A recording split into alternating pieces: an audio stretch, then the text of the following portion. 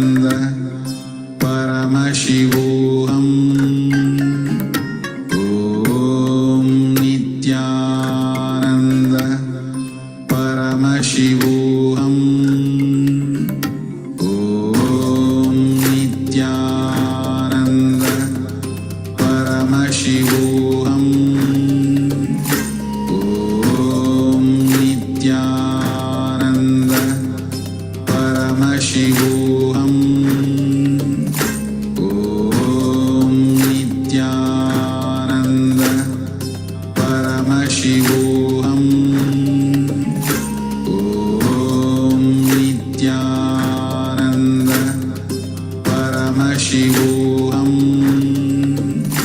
Om Nithyananda Paramashivoham. Om Nithyananda Paramashivoham. Om Nithyananda Paramashivoham. Om Nithyananda Paramashivoham. Om Nithyananda Paramashivoham. Om Nithyananda Paramashivoham. Om Nithyananda Paramashivoham. Om Nithyananda Paramashivoham. Om Nithyananda Paramashivoham. Om Nithyananda Paramashivoham. Om Nithyananda Paramashivoham. Om Nithyananda Paramashivoham.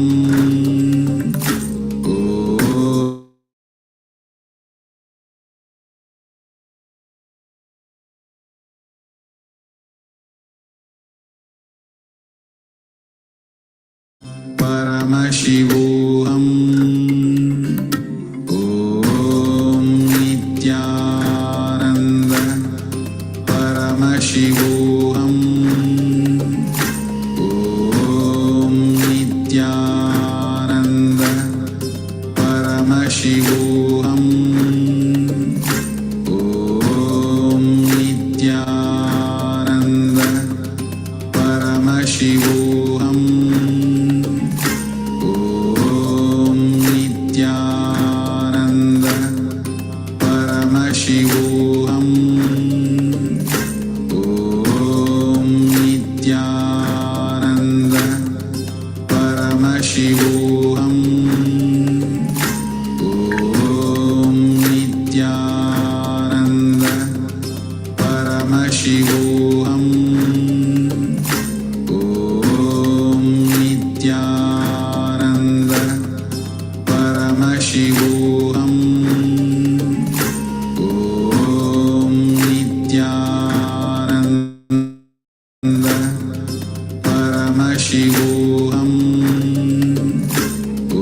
Om Nithyananda Paramashivoham. Om Nithyananda Paramashivoham. Om Nithyananda Paramashivoham. Om Nithyananda Paramashivoham. Om Nithyananda Paramashivoham. Om Nithyananda Paramashivoham.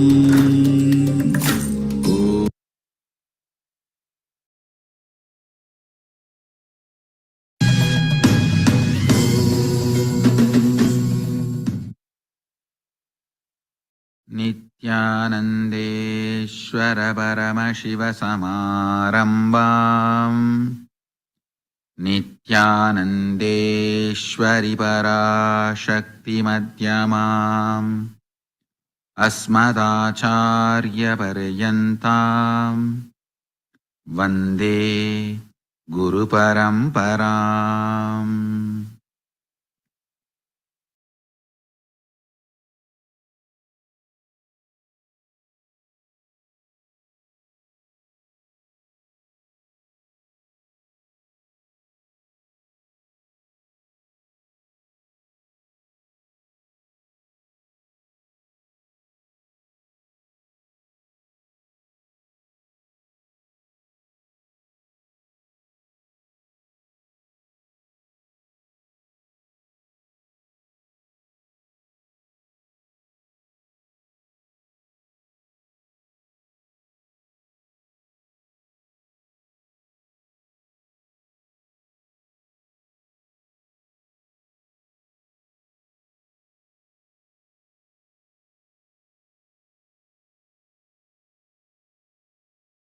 I welcome all of you with my love and respects.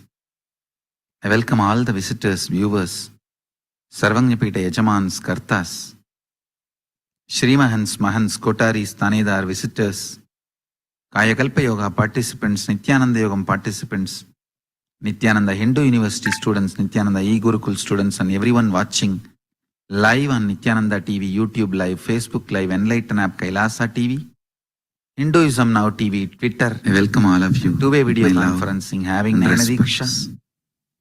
I welcome all the visitors. I welcome all of you.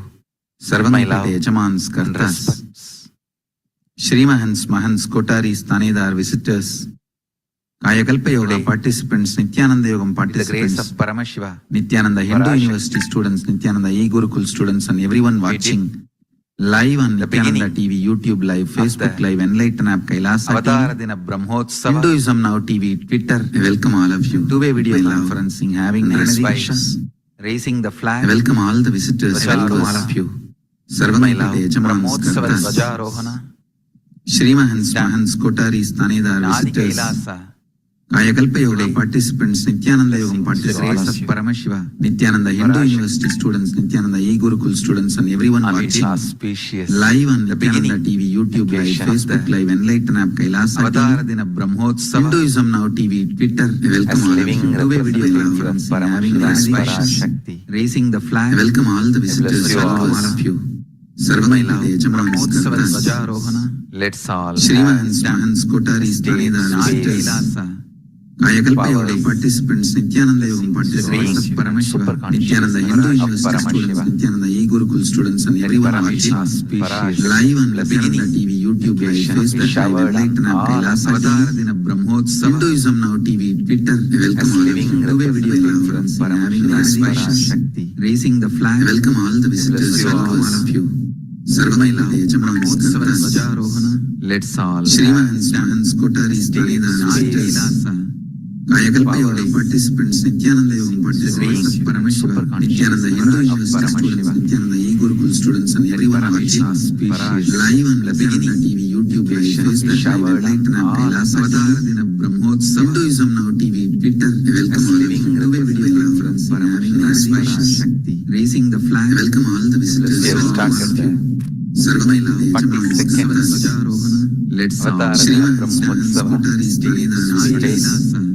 Kayakalpa Yoga participants, Nithyananda Yogam participants, Paramashiva, Nithyananda Hindu University students, Nithyananda E-Gurukul students, and everyone watching live on Nithyananda TV, YouTube Live, Facebook Live, Enlighten app, from Kailasa, Hinduism Now TV, Twitter. I welcome all of you. Two-way video conference, having Nayanadiksha, raising the flag. I welcome all the visitors. Sarvangyapita Yajamans, Kartas, my Shrimahans, Mahans, Kotaris, Kayakalpa Yoga participants, Nithyananda Yogam participants, Paramashiva, Sri Kailasa, Nithyananda E-Gurukul students, and everyone watching with the grace of Paramashiva and Parashakti. Today's message from Kailasa Ganapati, Nandi, Subramanya, Mahakala Bhairava, all the gods and goddesses of Kailasa. My understand to manifest being Sri Kailasa with the grace of Paramashivoham and Parashakti. Today's message from Kailasa Ganapati, Nandi, Subramanya, Mahakala Bhairava, all the gods. Let me explain of Kailasa. What I mean by the word manifesting Kailasa. Understand?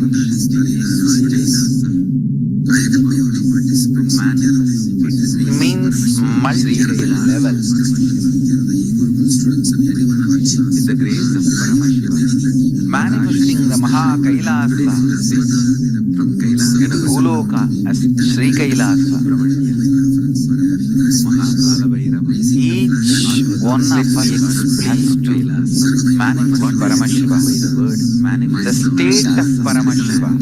Understand? State of Paramashiva means multi-level, unclutched.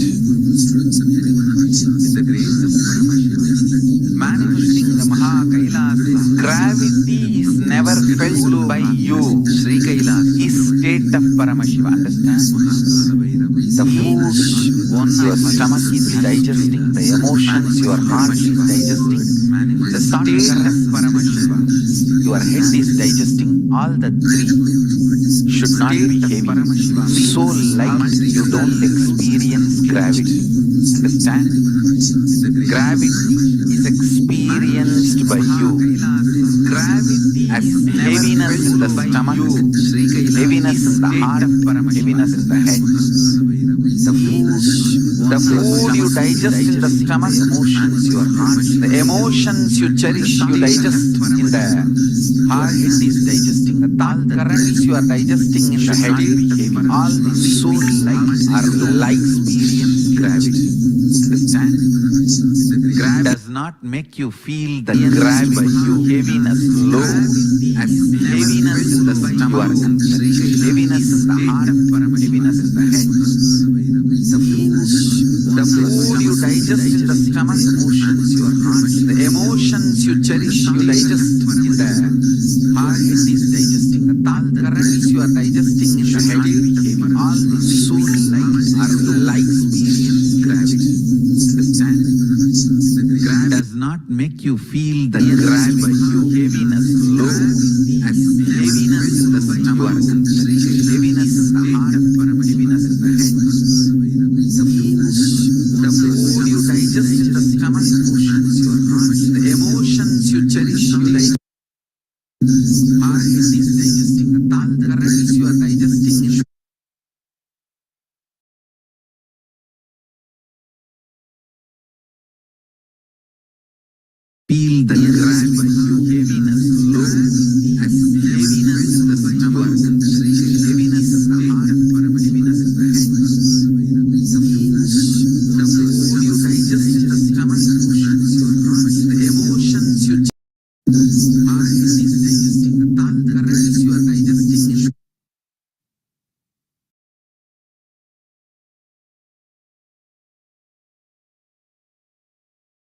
feel the gravity by you. Heaviness low, as heaviness in the stomach, heaviness in the heart, heaviness in the head. The food you digest in the stomach, the emotions you heart is digesting. The thought currents you are digesting in the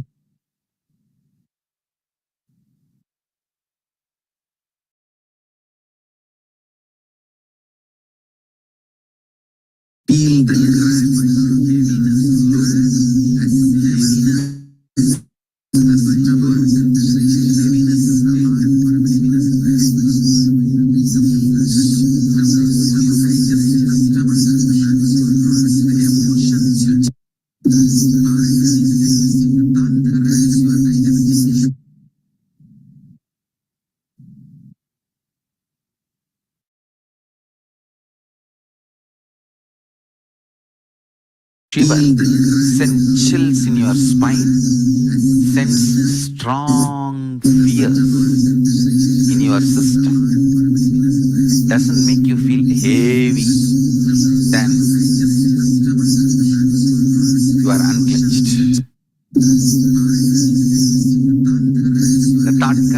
you are cherishing in your head is not making you feel sad, frustrated, depressed, then you are unclutched. Sense chills in your understand, sense strong fear in your system. Unclutching doesn't make you feel heavy, then you are unclutched. The thought currents you are cherishing in your head is not making you feel sad, frustrated, depressed, then you are unclutched. Sense chills in your intensely, sense strong, sincerely in your system. Unclutching make you feel heavy. Unclutching intensely and sincerely. The thought currents you are cherishing in your head is not making you feel sad, frustrated, depressed, then you are unclutched. Sense chills in your intensely, sense strong, sincerely in your system. Nothing can be compared to unclutching. The ability of unclutching sincerely as a wealth to be earned in this life while you are alive. Understand? Frustrated. While you are in the body, the highest, greatest, best wealth you need to achieve ability to unclutch sincerely. Nothing can be compared to unclutching. The ability of unclutching. It is just my ability to unclutch. I am still alive. Understand? In this life while you are alive. Understand? Please listen. While you are in the body, it is just because of my ability to unclutch, I am still alive. Otherwise, long before unclutch. Sincerely. Nothing can be. I should have been gone. If I had mind, I would have had mental breakdown long before. It is just my ability to unclutch. Because I don't have one, I am not having breakdown.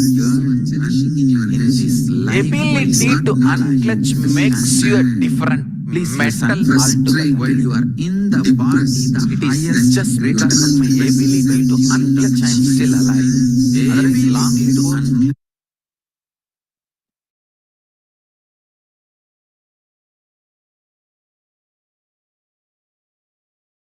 And just because of the ability to unclutch, I am going to live for long time. 3-digit, that I already decided. 3-digit years. It's not 2-digit, it's 3-digit. I am very clear.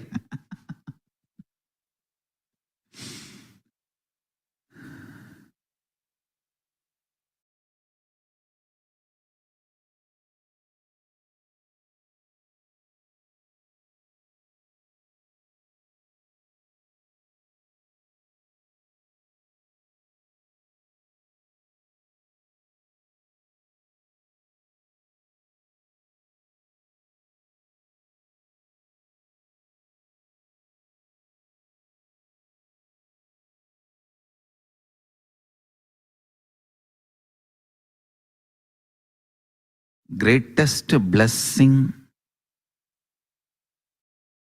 you can receive from Paramashiva is ability to unclutch.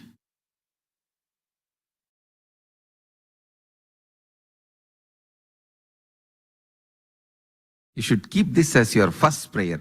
Prabhu, let me unclutch from everything and be in you. That's it.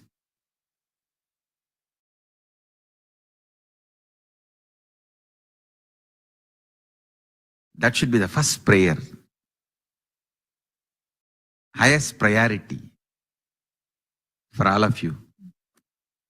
I tell you, it is just because of my ability to unclutch, all the best things have manifested in me.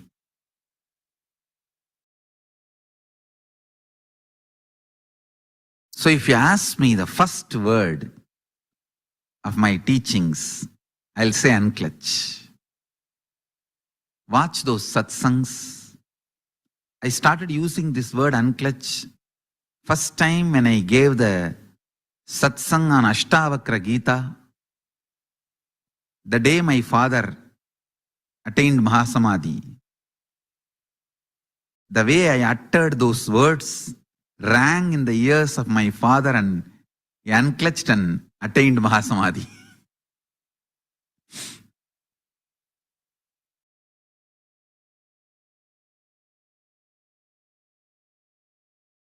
It was power of unclutching which is still keeping me alive. I tell you, unclutch, unclutch, unclutch.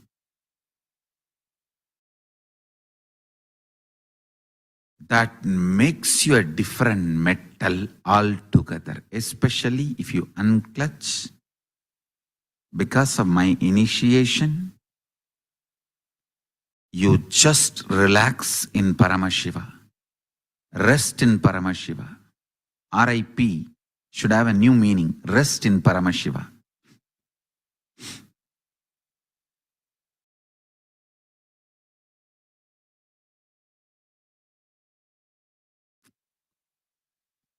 Understand?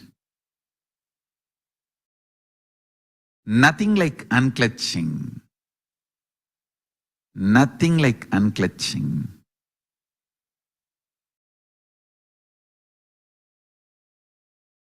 If people ask me, especially our devotees ask, what should we teach first to people, to common man? Teach unclutching. If you have only 2 minutes to talk to somebody and you want to enrich that person's life, teach him unclutching. In every level, unclutching enlightens people, liberates people.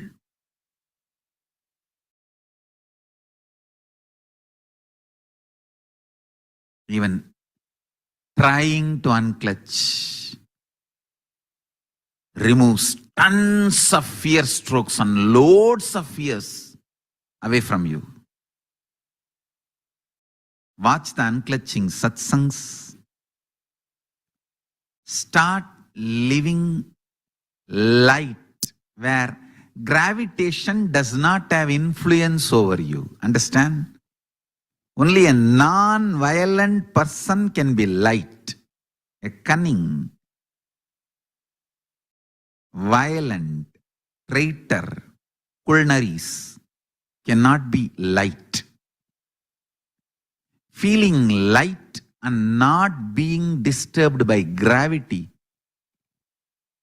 is a power of Paramashiva. Power of Paramashiva. Understand?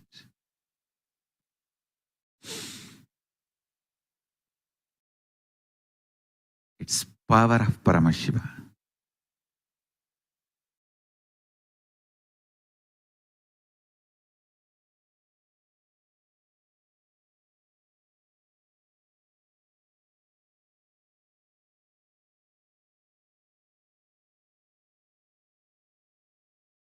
The first reason for my manifestation, for my incarnation, to manifest Sri Kailasa.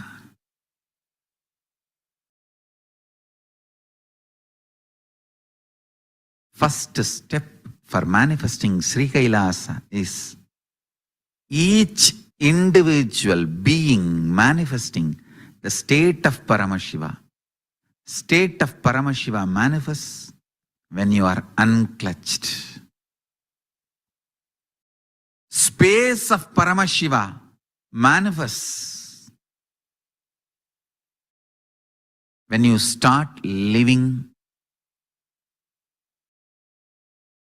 authenticity, integrity, responsibility, enriching life of completion.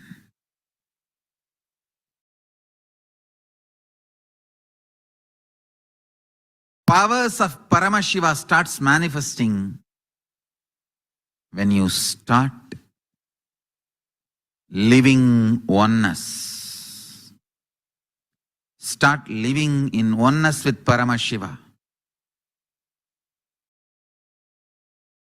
his being and Paramashiva's being and Paramashiva's super consciousness manifests in all of us by Diksha, initiation, Guru's grace and blessings. Understand? Kailasa is a space,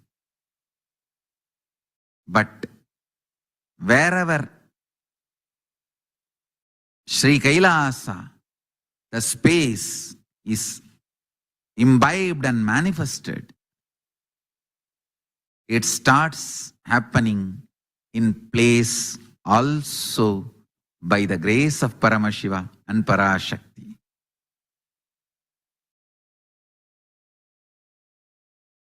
Understand? When each one of you become Paramashiva, wherever you are, that place becomes de facto spiritual embassy of Sri Kailasa.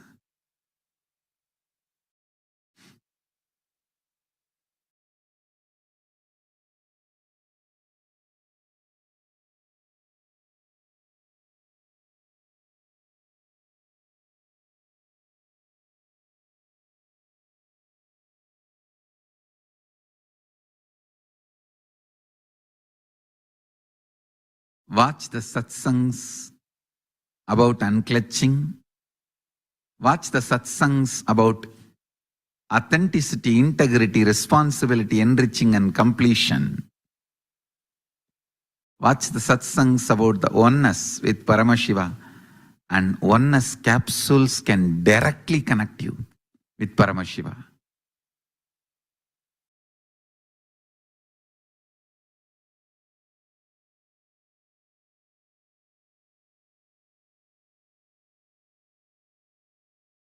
Manifest the state, space, powers, being and super consciousness of Paramashiva. You will manifest Sri Kailasa.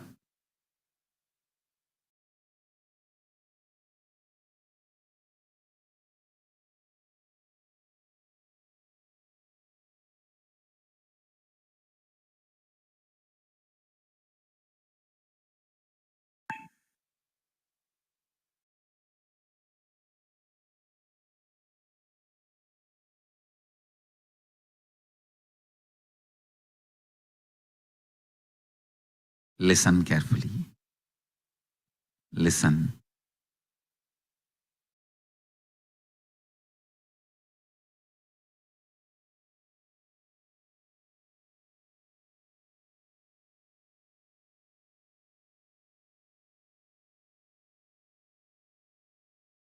Nothing can be compared to the spiritual depth you achieve and manifest in life.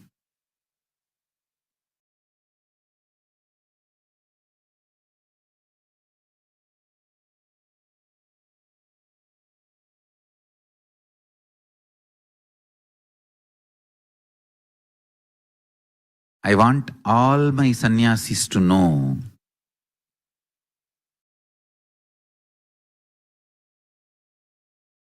so many sannyasis, adinavasis, devotees are sending messages to me through various channels.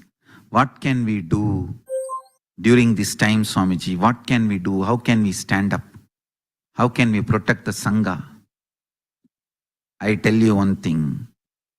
Intensify the quality of your consciousness with more unclutching, more authenticity, responsibility, integrity and enriching and completion, more oneness with Paramashiva. Understand, more and more initiation and feeling connection with the Guru. Nothing can be more powerful than the spiritual strength. Many people, devotees are saying, many sannyasis, brahmacharis, adinavasis, kailasa are sending message. They all feel they all have contributed directly, indirectly for this kind of attacks. They were all responsible by not doing what need to be done. So many were asking, what should we do now? This is the solution. Intensity of your unclutching and intensity of your integrity to Guru will be one and the same. Raise the intensity to unclutch.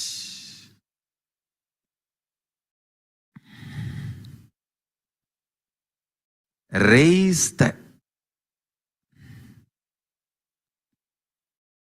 intensity of your completion. Spend time in completion with yourself and with everyone around you. More completion within the Sangha. More trust on each other. More love. More joy. Less negativity. The depth of the completion you carry, the depth of the unclutching you carry, the depth of the integrity you carry, the depth of the oneness with Paramashiva you carry, that really matters.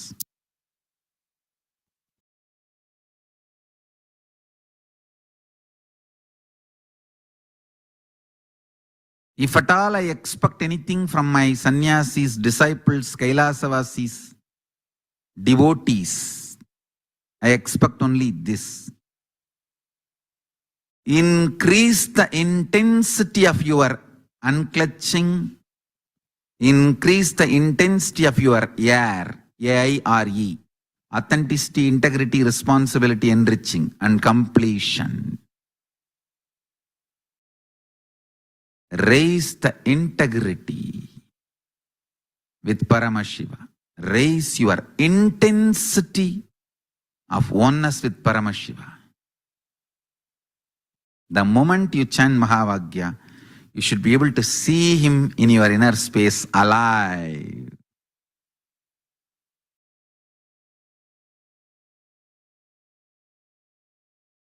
The moment you remember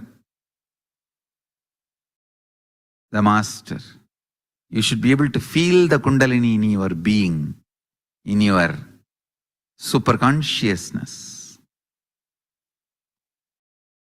Increasing the spiritual strength is the real work I want all of you to do. That is the real Sangha work. If you learn unclutching,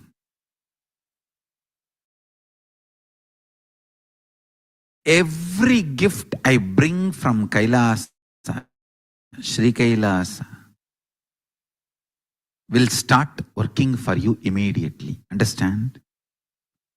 I have so much already brought. Actually, to tell you honestly, the signs of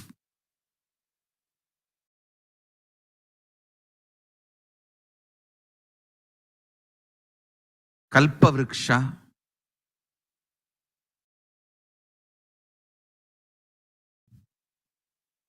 the signs of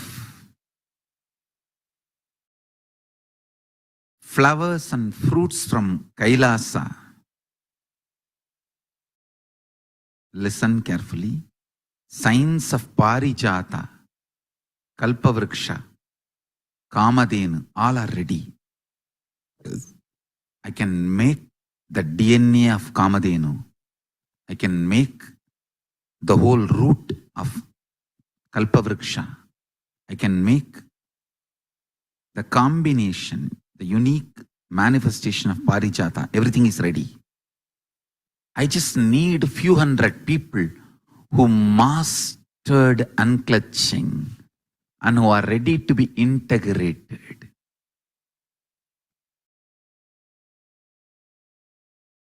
I am just working for the whole humanity. Understand? I can just put that science in all of you and you can start manifesting. Just I need few hundred of you evolved, absolutely unclutched. So I can, with the grace of Paramashiva and Parashakti, bring the gods and goddesses of Kailasa to manifest through each of you. These great gifts of Kailasa to manifest through each of you.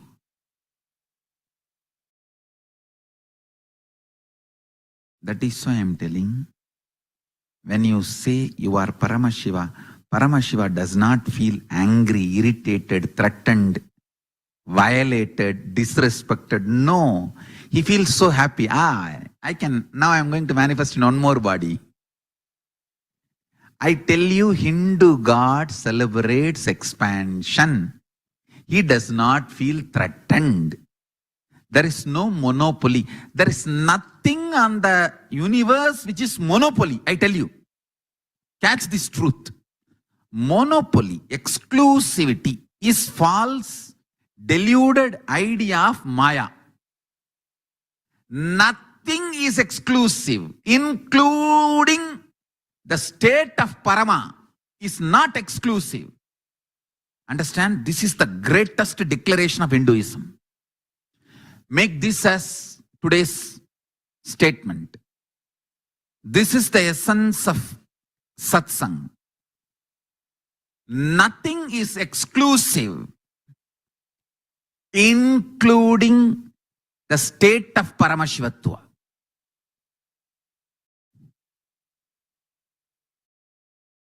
Listen.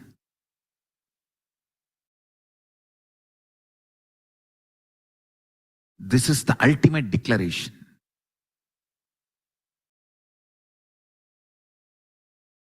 Truth is, nothing is exclusive, including the state of Paramashiva. And Paramashiva is so happy if you declare you are Paramashiva and ready to stand with integrity, authenticity, responsibility and enriching as Paramashiva. He feels, wow, I have one more being through which I can manifest now. Hindu God is not jealous. Hindu God is not violent. Hindu God does not feel violated. Hindu God does not claim anything as exclusivity. This is the beauty of the principle of God in reality and in Hinduism. Hinduism is all about reality, I tell you.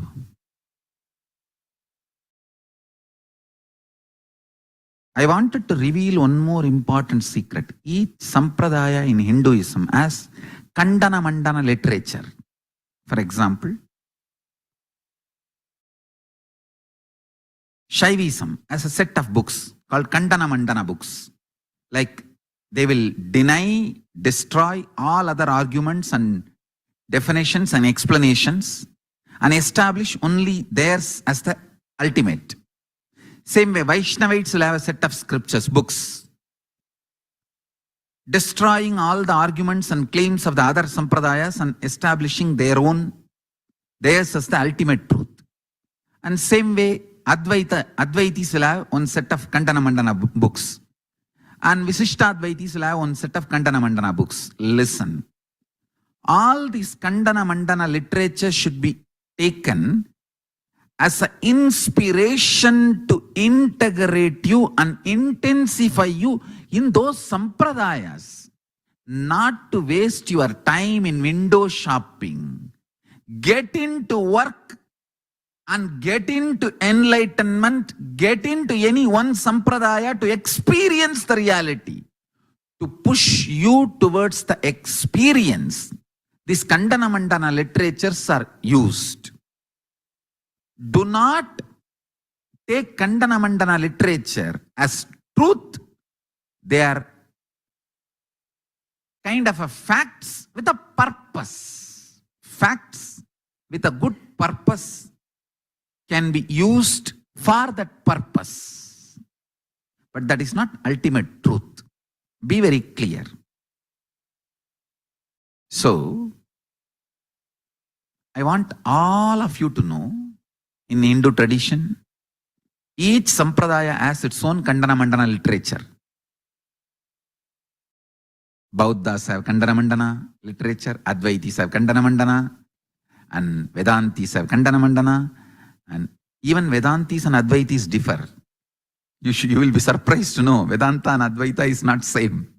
The Vedanta Sampradaya is different and Advaita Sampradaya has its own theories, and even inside Advaita Sampradaya there is a Sampradaya of Mayavata, Yeganmavata, Ajata Siddhanta, Vivarta Siddhanta. Each Siddhanta has their own Kandana Mandana literatures, and Buddhism has their own Kandana Mandana, Jains have their own Kandana Mandana, Veerashaivites have their own Kandana Mandana, and Dvaitis have their own Kandana Mandana, and Shaktas have their own Kandana Mandana, and Gaumaras have their own Kandana Mandana, and Ganapatyas have their own Kandana Mandana. So understand, the Kandana Mandana literatures means Kandana Mandana literature is mostly like destroying others' arguments and insisting their sampradaya is the ultimate truth. So listen, these Kandana Mandana literatures are created for the purpose of making you start travel in the path instead of just window shopping and looking around all the corners. You need to fall in love, deciding to fall in love. I have seen some of the people, just by their decision, they built love. It is not even like a unconsciously built, very consciously built. Very consciously built. Just by the decision they built. If you build the love by the decision consciously, you will be so stable. Consciously building love. Decision to build love.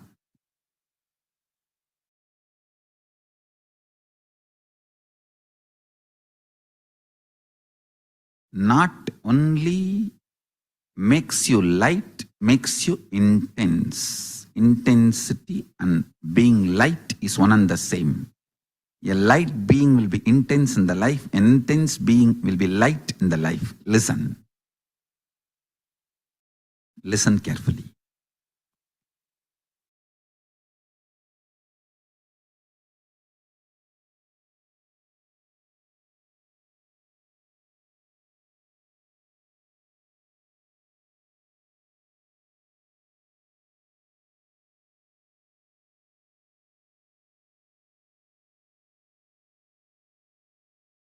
Depth of the being.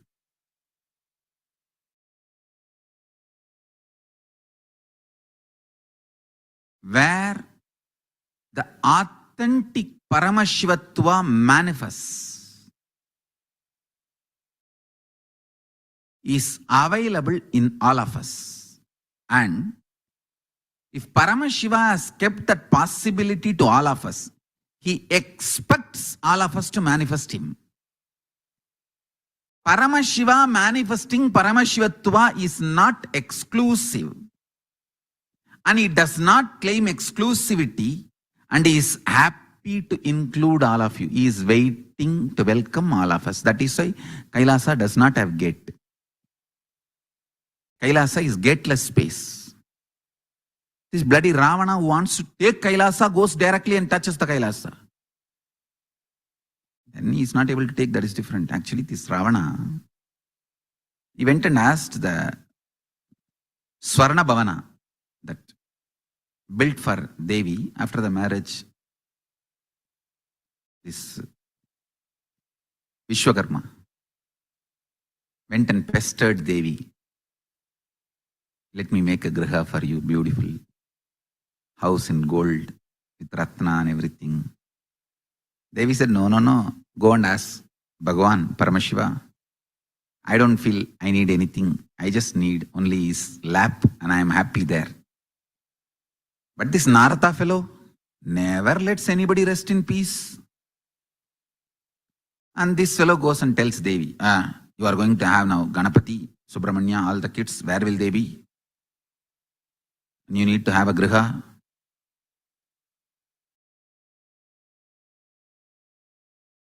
Parvati says, no. I am okay, leave it. But this fellow, like a media. And he says, no. I will ask Paramashiva. Parvati says, all right, if you want to ask, you ask. When Devi was near Bhagavan, he goes and asks, let's have a Swarna Griha, Chintamani Griha. That is the exact word, Chintamani Griha in Kailasa. Paramashiva says, why? No, now kids are going to come, Ganapati, Subramanya, all of them. Paramashiva said, today you don't have any other work. You have come to Kailasa.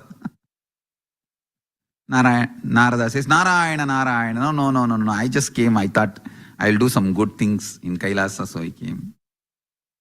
And Paramashiva laughs and looks at Devi. Devi was neither saying yes nor saying no, because Narada went and convinced Devi, and Devi said, I'm not asking.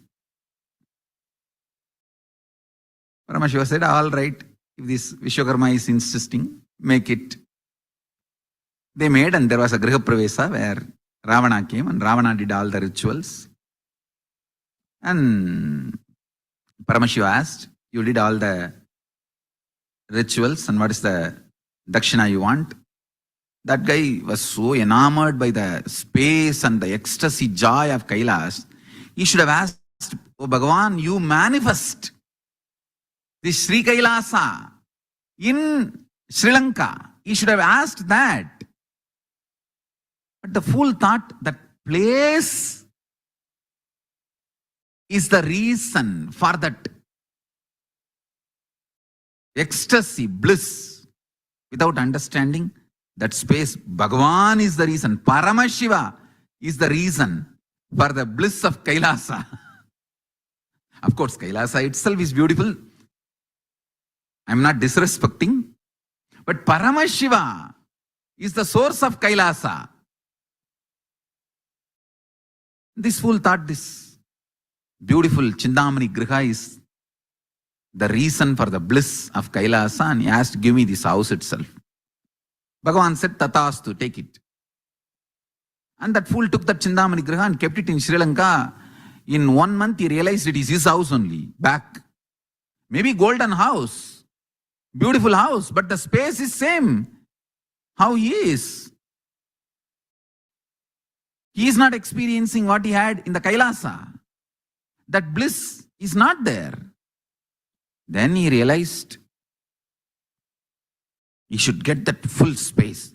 And even then, he should have went and asked Bhagavan, Prabhu, you please bless me that whatever bliss I was experiencing here, I should have that always. Bless me for that. Whatever is said and done, Rakshasa. He did not ask. He himself strategized. Maybe that whole hill is the reason for that bliss. Come on, let me just go and pick that whole hill and bring it here and keep in Sri Lanka. Hey. கைலாசத்தையாடா அசைக்க முயற்சி பண்ணுவீங்க?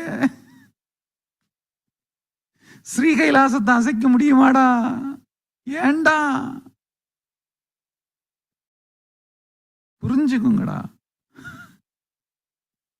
Anyhow, the fool goes and puts the hand and tries to shake Kailasa. And Devi looked at Paramashiva. Paramashiva just pressed through his thumb on the Kailasa. That's it. The fellow got caught inside and screaming, Bhagavani. Then started playing Samagana. begging Bhagavan to release him. Connecting with the divine with your eyes After that, closed Bhagavan is meditation. grace and compassion. Connecting Let him with the go. All that divine is different. with your eyes Listen open carefully. is darshan. Manifestation of Let us Sri all Kailasa now means move from meditation first to darshan. Paramashiva should manifest Slowly, in all of us. very Then slowly. he manifests Please open Sri your Kailasa eyes. for all of us. चारुवेशाय विद्महे पक्षिराजाय धीमहि तन्नः शरभः प्रचोदयात् Paramashiva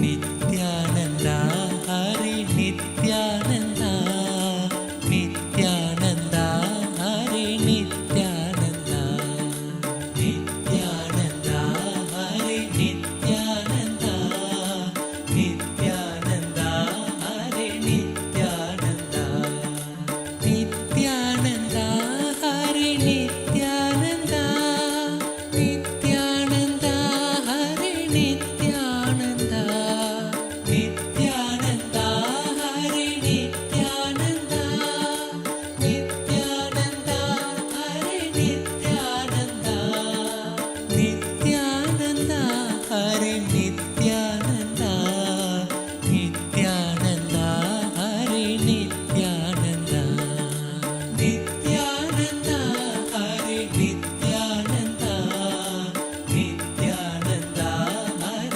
Nityananda Nityananda हरे नित्यानन्दा नित्यानन्दा हरे नित्यानन्दा नित्यानन्दा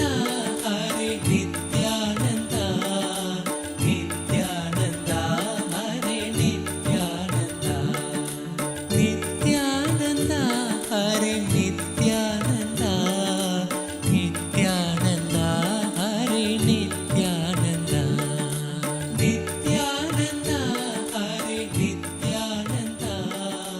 नित्यानन्दा हरे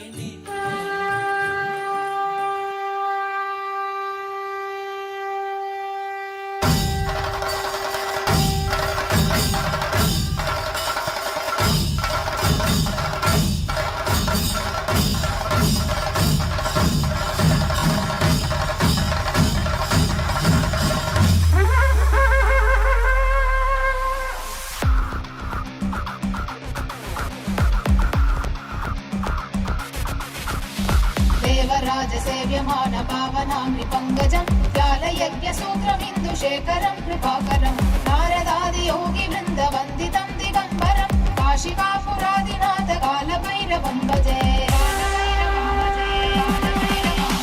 देवराज सेव्यमान पावनामृपङ्गजं व्यालयज्ञसूत्रमिन्दुशेखरं कृपाकरं नारदादि योगि वृन्दवन्दितं दिगम्बरं काशिकापुरादिनाथ कालभैरवं भजे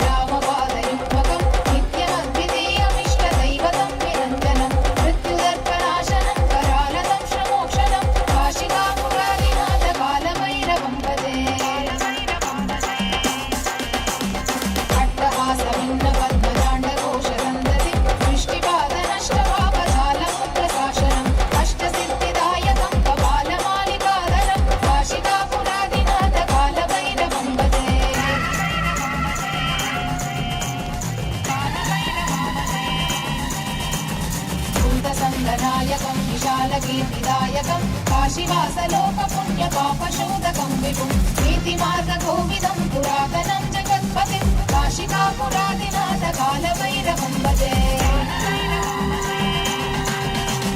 कालभैरवाष्टकं पठन्ति ये मनोहरं ज्ञानमुक्तिसाधनं विचित्रपुण्यवर्धनं लोकमोहदैन्यलोभकोपतापनाशनं हे प्रयाति कालभैरवां त्रिसन्निधिं ध्रुवम् काशिकापुरादिनाथ कालभैरवं भजे काशिकापुरादिनाथ कालभैरवं भजे काशिकापुरादिनाथ कालभैरवं भजे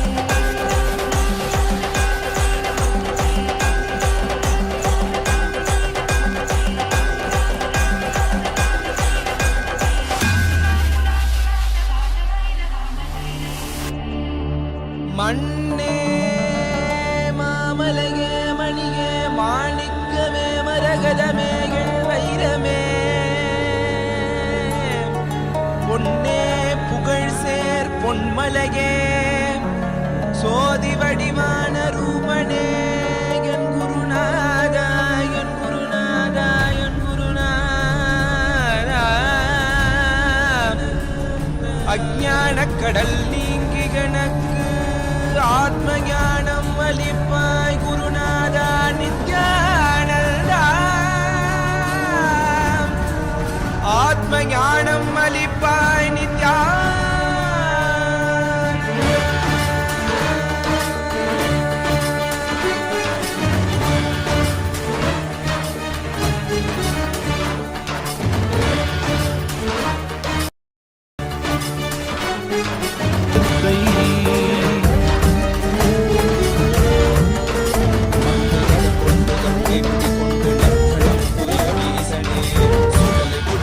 புடுக்கை தனையேந்தும் காலனே புலிதோலனே மீண்டும் விழியால் உள்ள முறைகின்ற மதுரை மாநகரின் ராசனே இன்னல்களை கலைந்து இன்பங்களை அளிக்கும் சுந்தர வடமணி நேசனே ஞாயிறு திங்கள் நித்த முறைகின்ற செவ்விழி கொண்ட செல்வனே சொக்கனே எந்த சோமனே ஐயா சோதி வடிவான ரூபனே அடிமுடி காணா அண்ணாமலையே அகிலம் போற்றிடும் ஐயனே நாதாவரணனே நால்வர் போற்றிட நயமுடனாடிடும் நாதனே ஆழகாலம் உண்டு ஆழம் காடுதனில் ஆனந்த நடமிடும் ஆதி செய்வனே மங்கையிடம் கொண்டு கங்கை முடி கொண்டு நர்த்தனம் புரியும் ஈசனே சுடரை முடி பூசி உடுகை கணையேது காலனே புலிதோலனே நீரின் விழிகால் உள்ள முறைகின்ற மதுரை மாநகரின் ராசனே இன்னல்களை கலைந்து இன்பங்களை அளிக்கும் சுந்தர வடமணி நேசனே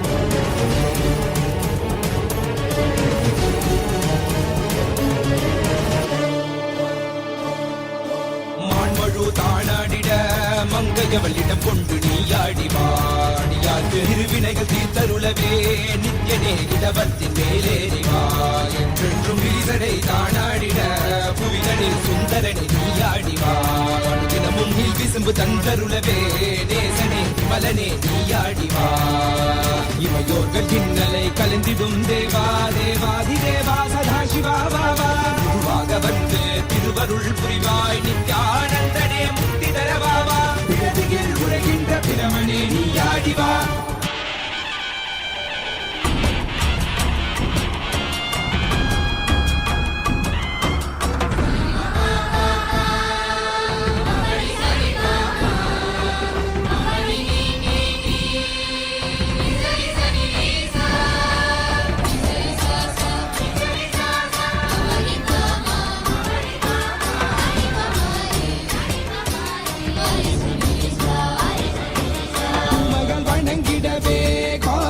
மண்ணாய் உரைபவனே அப்பாய் காட்சி தரும் எங்கள் ஆணை காவரசே ஆதியந்தமிழாத ஜோதியாய் அருணகிரி உரைநாதனே உலகை இயக்கிடும் வாயு வடிவே காலகத்தி ஈசனே தொழுதிடத்தில்லை நகர்தனி வானில் ஆடும் கூத்தனே பஞ்சபூதமும்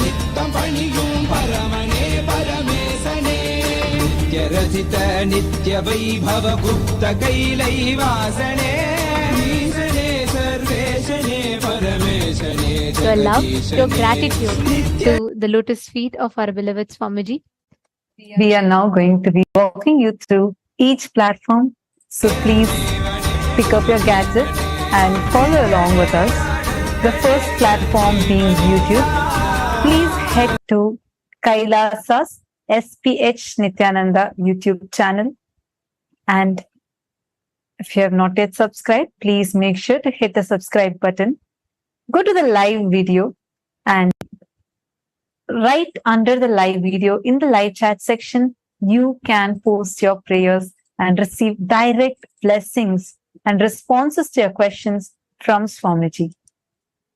The next is WhatsApp. Please head to kailasa.org, our official website, and scroll down.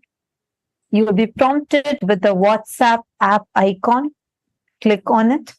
It will lead you to the community where you can post your prayers, the boon requests that you have, or even offer your love, gratitude to Swamiji and receive direct responses from Swamiji himself. Next is Twitter. Please head to x.com, formerly Twitter,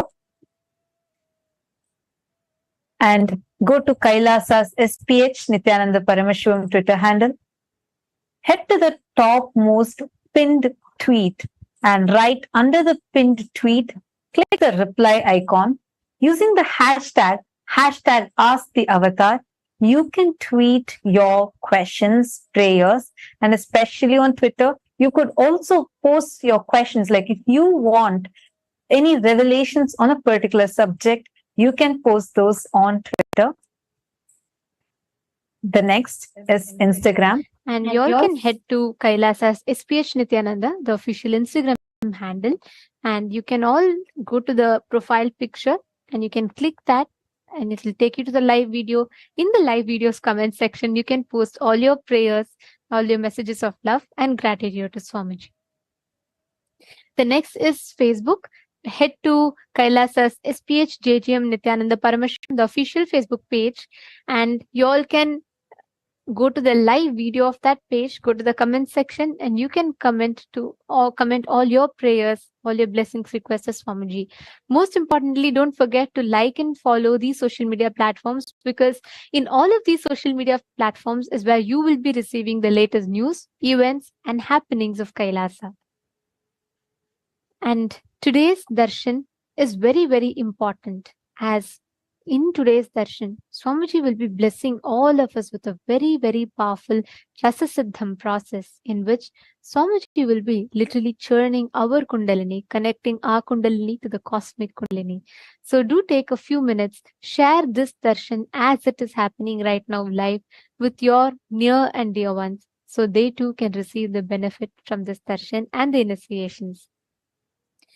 Now, we are going to be taking you all through today's voting subject, the Supreme Pontiff of Hinduism, to unify the 2 billion Hindu diaspora that spreads across the world, across the globe, across all the time zones, to bring unity amongst all of us, to bring us all together, and to be able to revive Sanatana Hindu Dharma and take it to all its glory.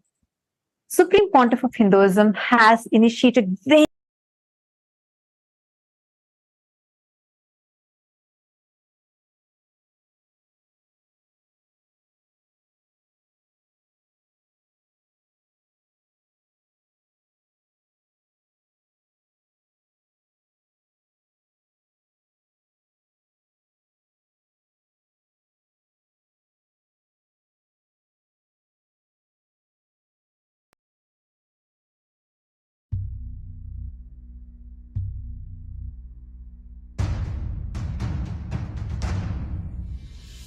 Sit as Paramashiva.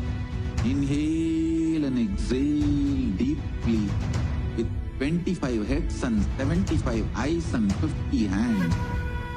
Visualize, meditate, connect with him. He is a living, alive being.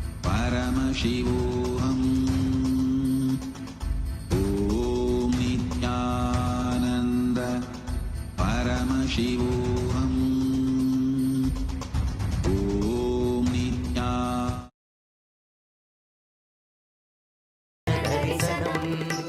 दर्शनं नित्यानन्द दर्शनं ज्ञानपीठ महासंस्थान सिंहासन दर्शनं कल्पतरु दर्शनं ज्ञानपीठ महासंस्थान सिंहासन दर्शनम्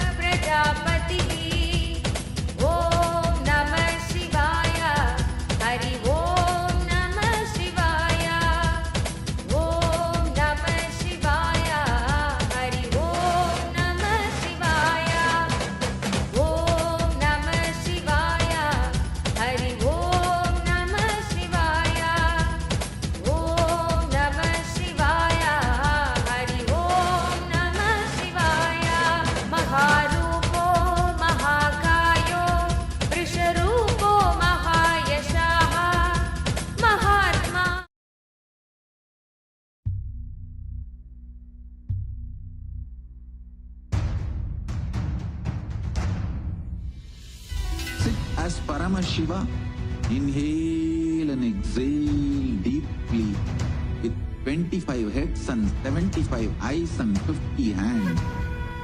Visualize, meditate, connect with him. He is a living, alive being. Drop your form into his form and dissolve.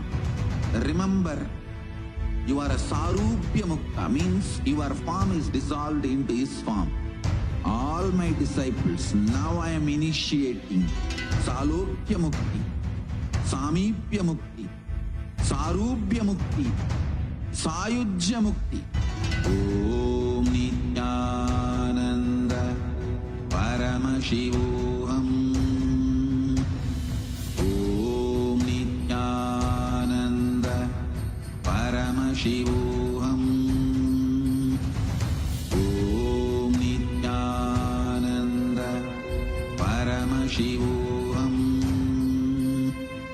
Om Nithyananda Paramashivoham.